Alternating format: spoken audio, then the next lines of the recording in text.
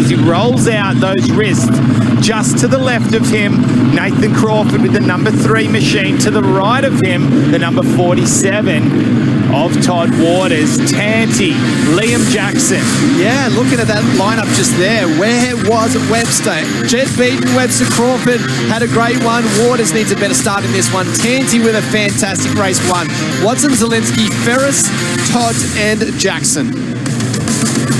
Some big name riders here. The Victorian Jacob Sweet, Ogninas, Nicholas Medson, Regan Duffy, the WA rider, Brad West, Jack Kenny, Cooper Holroyd, the list goes on.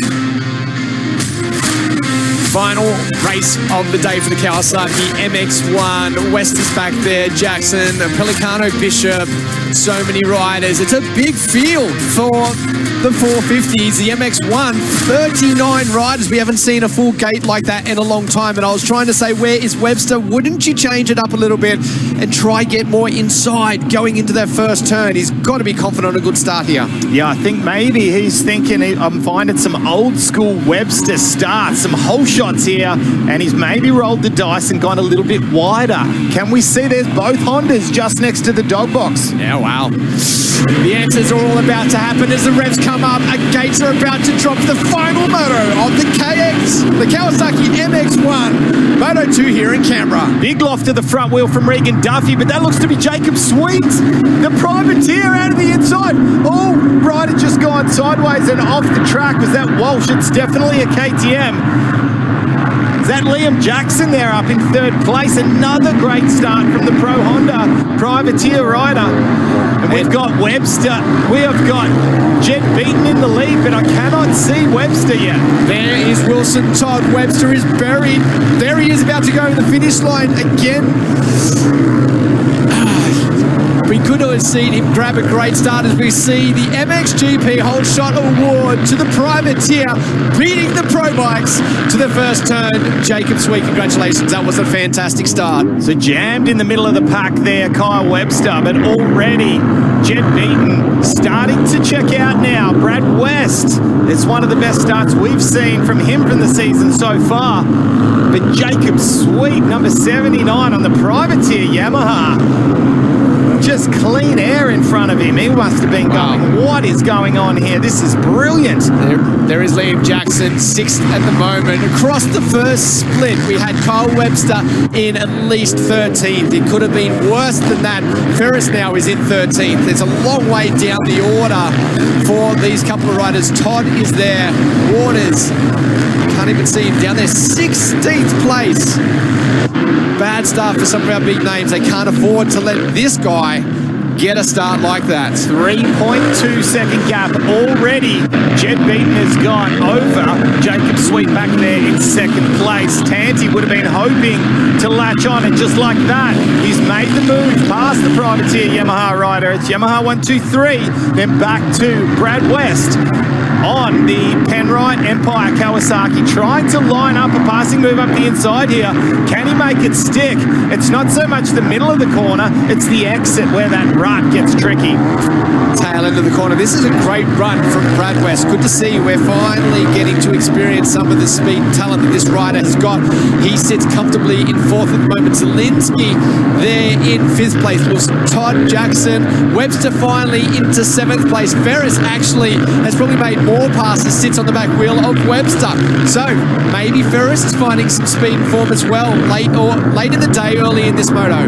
So just a little bit of history on Brad West, the Queenslander who spent all of his juniors here in Australia, but then went to America. Years he spent in America just refining his craft, trying to get better and better, and now he has come back, got himself a seat on one of the most sought after factory teams, the Penrite Empire Kawasaki team, and he is trying to make the most of it.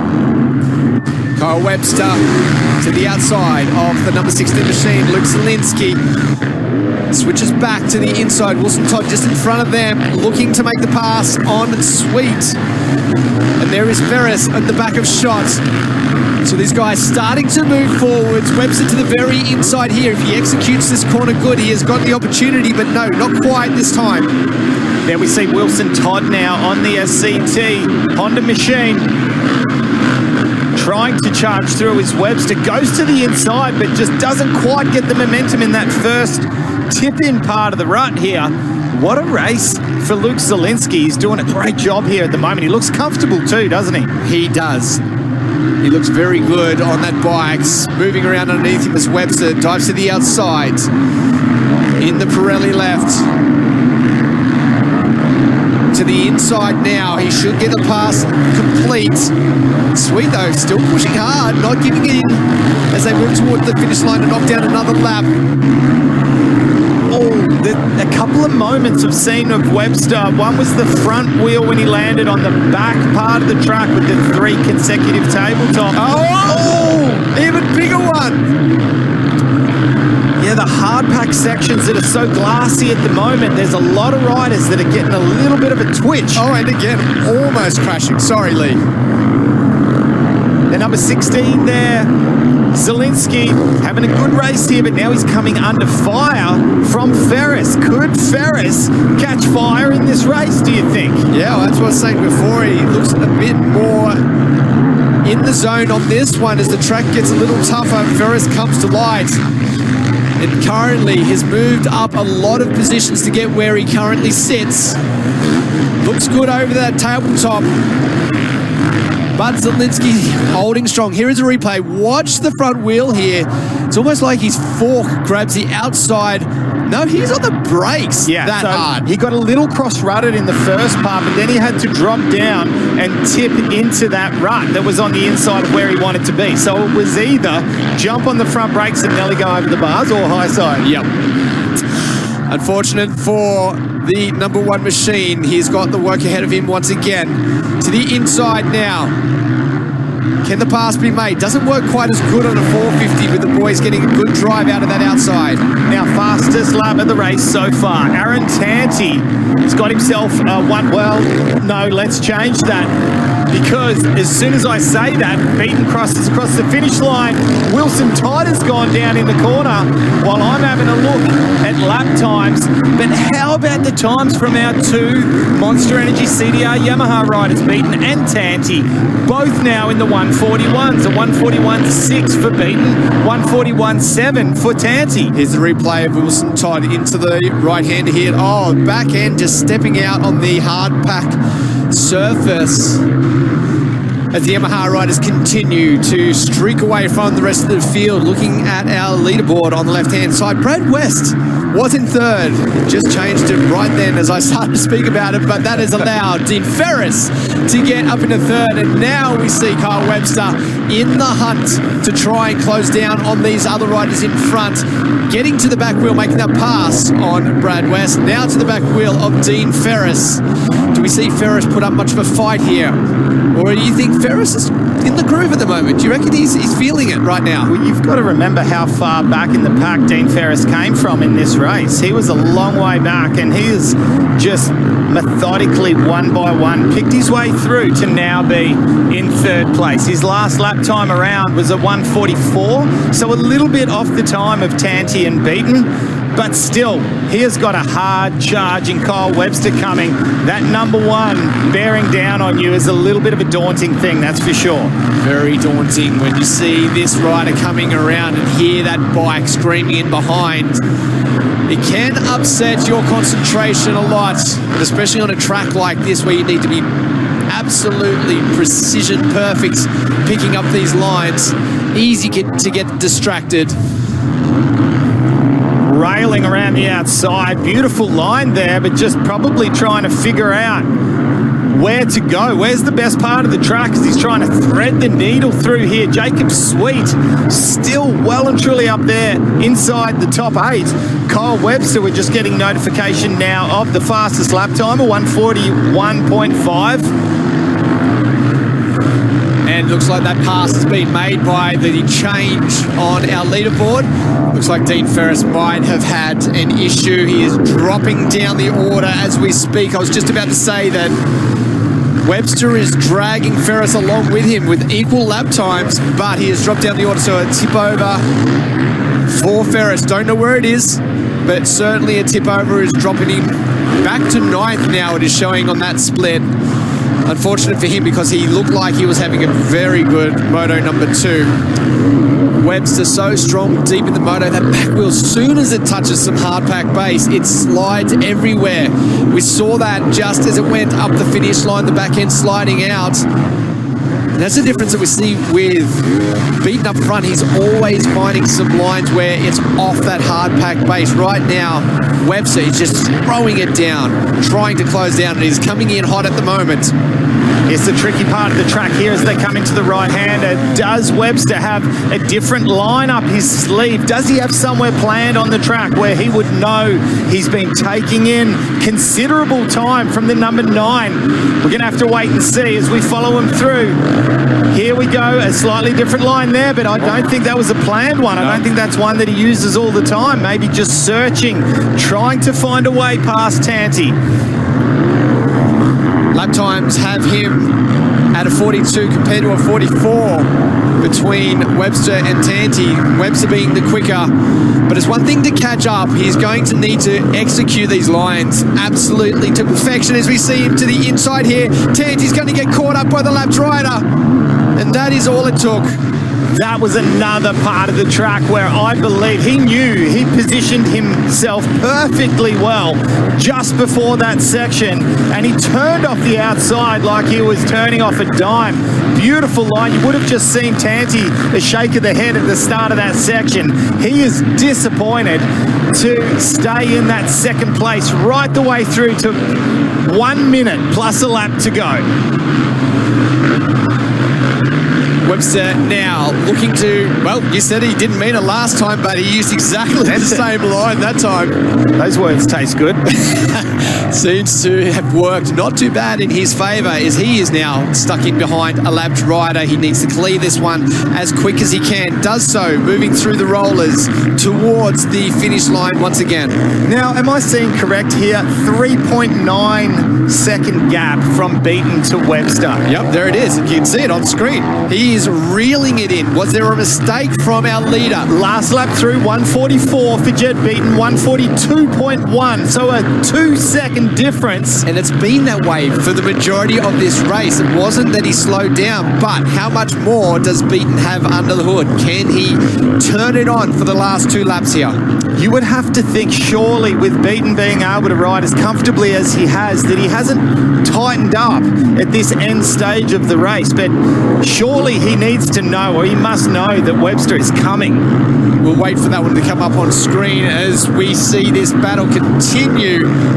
There it is, race direction. Rider number 3, Nathan Crawford, has retired. We don't know why, whether it was a crash or a mechanical, but unfortunately that is the end of that charge that we saw earlier on. Well, all I can say is what an animal is Kyle Webster. To do what he has done here, to come from as far back as he had, to have a crash and then almost another tip over, a nose wheelie into the corner, and to do what he has done now. Now it is 2.5 seconds the gap. And deep into these lapped riders, one hold up here for Webster could spell disaster. He needs to clear them as quickly as he can. Blue flags are waving, but it is only 1 lap to go. He's in reach of the race leader. He can see him, but he is not close enough to mount a challenge. Into the AMX Superstores left-hander here. A rider in front of him has to try to avoid. There we see Jed Beaton, our race leader, comes through. Held up ever so slightly was our second place rider, Kyle Webster, but what is the gap now? It is 3.04. So the final lap, the last lap board has come out for our race leader now. What does Kyle Webster have for us here? How does he play this? Does he lay it all on the line? It's going to have to be a qualifying lap speed to close down that gap and make the pass. Beaton can't lay down at all, though, with this amount of momentum being charged in from behind him at the moment. The number 1 needs to execute absolutely perfect for everyone. You can see him swinging off the clutch at the moment. He can taste the dust of the rider in front of Jed Jed Beaton, this has been an incredible comeback. He is there. He's within 1 second now, surely. We're saying 1.9, but I believe it's closer than 1.9. It's within 1 second for sure. Lap riders in the way at the moment. Webster needs to clear Brad West. Beaton is through. Webster greased that line there.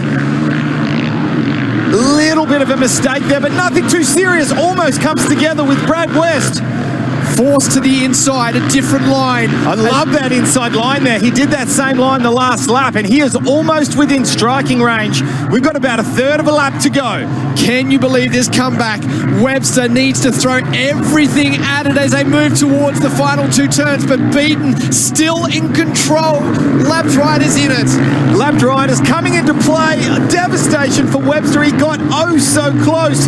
One turn to go. Nail-biting time for Jed Beaton, but keeping the streak going. The perfect season remains so far. Jed Beaton, clutch ride with a double victory today. Perfect 50 points and 100 points for the series. When you have a bad day, it's so easy to do it, and he's turned around. Even without this win, that right there has brought hope back to his championship. It's not in his DNA. He does not know how to give in, but you cannot take anything away from the consistency and the domination from this rider, Jed Beaton. CDR Monster Energy Yamaha with the win. And a fantastic day. Let's take a look at the results in that moto. Beaton from Webster, from Tanti, spectacular ride. Wilson tied in fourth. We didn't talk much about him. Todd Ward is rounding out the top five. Zielinski there as well, sweet. Watson, Patrick Ferris back there into 10th place. What a race we have just witnessed. We are going to head straight down to Trent, who is with our Kawasaki MX1 podium. Yeah, guys, Aaron Tanti here, third on the box. You just said it's been a little while. How does it feel to be up here on the podium? And that last one looked like it was pretty tough. Yeah, it's been a big turnaround. Obviously, I've had the team back me from a major injury, and we've been building even from one thaggy. And, you know, I feel good. So this one's a big weight off the shoulders, and feels like I can run up the front now. And I think we're just going to keep building from here. But, yeah, track was technical today. Definitely, you had to be patient and come together with like they didn't have anywhere to go, but the lap riders were hard. You know, you start a rut 20 meters before the corner and you're stuck in it all the way. So yeah, you had to keep on your toes, but yeah, the boys rode good, and yeah, just happy to be up here for round two and keeping it in the championship. Well, congratulations on third today. Aaron Tanti second, a hard fought race there for Kyle Webster. Kyle, talk us through that. You've had a pretty rough day. The crashes throughout, and then right at the end there, you had Jed right in front of you. Yeah, managing to keep it on two wheels. It feels like it's been a painful couple of rounds, but we're going in the right direction. That felt like a really solid moto. I felt actually really good at the end there, and haven't felt like I've ridden like that for a little bit. So that was nice. There was plenty of positives to take, but yeah, just the little things that are catching me out at the moment. So clean those up, and it'll be good. But massive effort from the team and everyone in my corner. It's been huge, and big thanks to Roscoe and John and everyone who trains us off the bike. It's a big effort, so thanks. Awesome job on second today, and your winner here. Perfect 4 from 4 to start the season, Jed Beaton. Jed, that's right at the end, did Kyle maybe catch you a little off guard? It's like you were going, then you settled in, and then all of a sudden he was there again. Yeah, definitely. I got caught in a few lappers, and I actually thought Aaron was in second from the pit board. The pit board area was like really hard to see today, so I looked over on the last two laps to see the gap because I had like a 6 seconds and it said Webb -2, so I was like, oh shit, I gotta go. So wicked it back up again on the last 2 laps, and yeah, it was just hard to navigate the lappers today. We were probably into them in like the first 4 laps. So yeah, it's just a technical track, and that one, all the lines like dried out a little bit, so you had to pick your spots where you could push. And yeah, all in all, very happy. Another 1-1 day, so good points haul, and yeah, I felt good on the bike. So got to give it up to the team, my brother Ross, and my personal sponsors, Raw Control Tech, and Ashmore Smash Repairs. Appreciate it. Well, there you go, guys. Another 1-1 day there for Jed Beaton. 4 wins from 4 starts, and unbeaten Jed Beaton for the first 2 rounds of the season here. And it's champagne time. Time to celebrate, and a job well done for these 3. The points as it runs for the Kawasaki MX1 at the moment. Perfect 100 points for Jed Beaton. Webster with that result stays in the fight. Tanti on 72. Ferris 66 just in front of Todd Waters. Wilson, Todd, Zachary, Watson. Zielinski, Crawford is all the way back there in 10th place only on 33. He'll be looking forward to picking up some more points as we move forwards. Great job from all of these riders here as Craig Dack comes in to do a little bit of a pat on the back for his two riders, Jed Beaton and Aaron Tanti. A job well done to those two, and likewise to Kyle Webster. Set your reminders for May the 10th as we head to Gilman in Adelaide, South Australia for round 3 of the Penrite Pro MX Championship presented by AMX Superstores. If you can make it trackside, watch the racing live, then go do it. You will not regret it. And feel it, hear it, and live it. The ASPK Championship storms into the Bend Motorsport Park May 1st to 3rd. The speed, the sound, the intensity, nothing compares to being trackside. Grab your tickets now at aspk.com.au because watching it is one thing, being there is everything. Well, what a day's racing we have just witnessed at Fairbairn Park across all categories. Thank you so much for joining us here in Canberra for round 2 of the Penrite Pro MX Championship presented by AMX Superstores. On behalf of Danny Ham, Trent Marr and myself, Lee Hogan, thanks for your company. We'll see you next as we head to Gilman in South Australia for round 3 of the championship. Until next time, goodbye for now.